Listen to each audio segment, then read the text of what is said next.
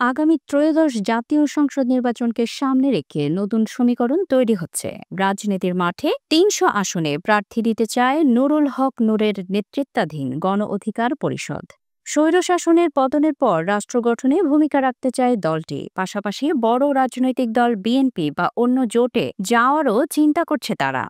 গণ অধিকার পরিষদের সভাপতি নুরুল হক নূর বলেন, বিভিন্ন রাজনৈতিক দলের সঙ্গে আমাদের আলোচনা চলছে। কোথাও প্রার্থী দিলে অন্য দলের প্রার্থী যেন না থাকে সেই সমন্বয়ের কথাও ভাবছি। তবে রাজনৈতিক হিসাব পাল্টে যেতে পারে যদি গণ অধিকার পরিষদ ও জাতীয় নাগরিক পার্টি এনসিপি একীভূত হয়। রাশিদ খান মনে করেন, দুই দলের ঐক্য ভোটের মাঠে বড় প্রভাব ফেলতে পারে। আমরা একই আন্দোলন থেকেই এসেছি।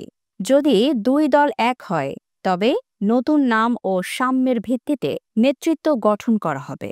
নির্বাচনের আগে জুলাই সনদ বাস্তবায়নের দাবি তুলেছেন নূর ও রাশেদ। তারা মনে করেন, ফ্যাসিবাদী শক্তি ও দমন-পীড়নের রাজনীতি বন্ধ না হলে সুষ্ঠু নির্বাচন সম্ভব নয়।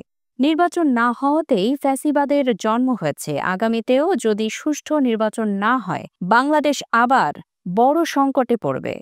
গণ অধিকার পরিষদের নেতারা বলছেন, জুলাই সনদ বাস্তবায়ন, ফ্যাসিবাদের দোসরদের বিচার আর আইনের শাসন প্রতিষ্ঠাই হবে আগামী নির্বাচনের মূল ইস্যু।